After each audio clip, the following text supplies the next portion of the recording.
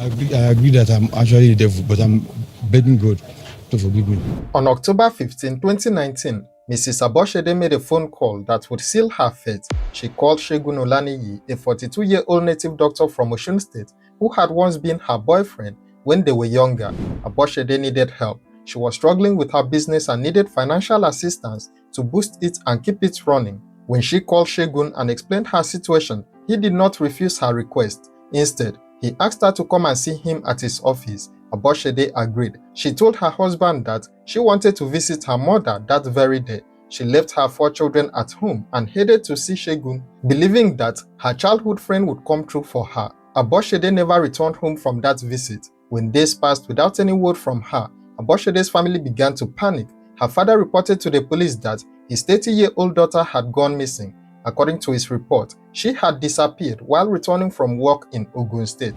The local police began looking into the case, but progress was slow. On November 3rd, nearly 3 weeks after Abosede vanished, her father took more serious action. He submitted a formal petition to the Office of the Inspector General of Police. The case caught attention at the highest levels of law enforcement, and it was assigned to the Inspector General of Police Intelligence Response Team, commonly known as the IRT. These were elite investigators known for handling serious and complex cases. The IRT operatives began their investigation immediately. They started tracking down leads, interviewing people who knew Abosede, and piecing together her last known movements. Their investigation eventually led them to Segun Olaniyi, the native doctor who had been Abosede's childhood boyfriend and the last person she had contacted before disappearing. When the police tracked down Segun and questioned him, he initially tried to hide what he had done, but under intense interrogation, he began to crack.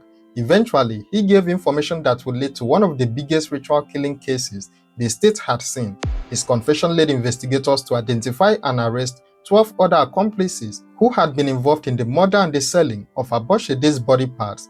The police also stated that 8 other suspects were still at large and were being actively searched for. During their confessions, the suspects revealed the horrifying details of what had happened to Abosede on that fateful day in October. According to the confessions, when Abosede arrived at Segun's office, which was located close to a stream, he had already made arrangements with his accomplices. While Abosede was there, believing she was meeting with an old friend who would help her, Segun called Babalola and Adeleye on the phone and invited them to come to his office. Segun wanted to make Abosede comfortable and unsuspecting. He sent Adeleye to go and buy food for her, but when Adeleye brought back the food, Segun secretly put a sedative into it without Abosede knowing. The drug was designed to make her sleepy and unable to resist what they were planning to do. Abosede ate the food, and shortly after eating, the sedative began to work. She became drowsy and eventually fell asleep right there in Segun's office. After she woke up much later in the day, still intoxicated by the sedative,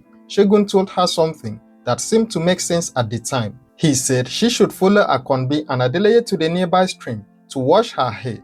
He claimed this was for spiritual purposes, that washing her hair in the stream would help her spiritually and would be part of how he would assist her with her business problems. Still trusting Segun and believing he was trying to help her, Abosede agreed and followed the 2 men to the stream. On getting there, she began washing her hair in the water, just as Segun had instructed her to do. As she bent over the water, Adeleye came up behind her and suddenly pushed her head down into the water with force. Before Abosede could understand what was happening or even attempt to fight back, Adeleye brought out a pocket knife. He used the knife to kill her while her head was submerged in the water. The woman who had come seeking help from a childhood friend was murdered beside a stream in broad daylight. After Abosede was dead, both Adeleye and Akonbi carried her lifeless body from the water to the ground. Then, following Segun's directions, they did something even more horrific. They cut her body into pieces with the intention of selling them separately to different buyers. Segun had already been involved in ritual killings long before Abosede called him. According to his confession, a colleague had advised him that if he wanted to get rich quickly, he should get into the business of ritual killings. He had taken this evil advice and had already begun practicing it when Abosede made the mistake of reaching out to him for help. After dismembering Abosede's body, Segun took her head, both hands and part of her flesh. He then sold these body parts to various buyers who were looking for human remains for rituals. According to his confession, Segun sold Abosede's head for 40,000 naira to a man called Africa. He sold one hand to an Orthodox doctor known as Muhyiddin for 15,000 naira, and sold the other hand to someone called Tonight for another 15,000 naira. He sold flesh from her body for 10,000 naira to an Islamic cleric known as Alfa Sunday Akinyemi. Two other men named Razak and Mustafa each paid 5,000 naira for body parts. In total, Segun admitted that he made about 90,000 naira from selling Abosede's body parts. That was the price of a human life to him, just 90,000 naira, which was about $270 at the time. Segun was a married man with 2 wives and 4 children of his own, yet he killed a mother of 4 children and sold her body without remorse. The buyers of Abosede's body parts included religious figures who were supposed to be spiritual leaders in their communities. One of the arrested suspects was Adewale Oluwafemi, who described himself as a pastor. During his confession, he admitted that he had bought body parts for 5,000 naira because he wanted to perform miracles. A supposed man of God was buying human flesh to fake spiritual powers. Other buyers included several Islamic clerics known as Afars. According to the confessions, these religious leaders had also bought Abosede's flesh for 5,000 naira each and used it to prepare spiritual concoctions for their customers. These were people who came to them seeking spiritual help, and the clerics were using human body parts obtained through murder to prepare whatever potions or charms they sold. I need a woman flesh that I want to use for ritual. Then I don't see it to buy. Teach me some work to do it. So then how do I get it? So I now call all those 2 guys. Then after I finish killing the guy, I now call no. They have butcher it, do everything. So then what I want to use out of it is flesh. So I now say, okay, you have do the work finish.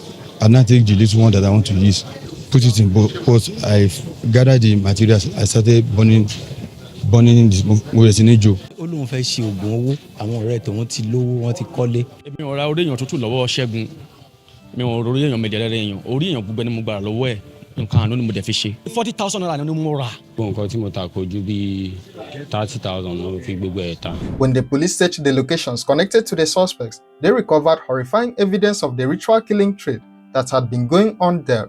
They found a decomposed human breast, burnt human flesh mixed with liquid substance, stored in a bottle and calabash, 1 complete human foot, and pieces of dry human skulls. These remains suggested that Abosede was not Segun's only victim, that there had been other people killed and dismembered before her. Abosede's husband was devastated when he learned what had happened to his wife. He told police that on the day Abosede went missing, she had told him she wanted to visit her mother. He had believed her and let her go, never imagining that she was actually going to meet an old boyfriend who would murder her. Now, he was left alone to care for their 4 children, aged between 12 and 3, who would grow up without their mother. The police had vowed to prosecute all the arrested suspects to the fullest extent of the law, given the nature of the crimes: premeditated murder, ritual killing, and trading in human body parts. Some of the suspects would likely face capital punishment if convicted. In Nigeria, murder carries the death penalty, and ritual killing is considered one of the most serious forms of murder. What do you think about this case? Share your thoughts in the comments below, and don't forget to like, share, and subscribe to this channel for more true crime stories.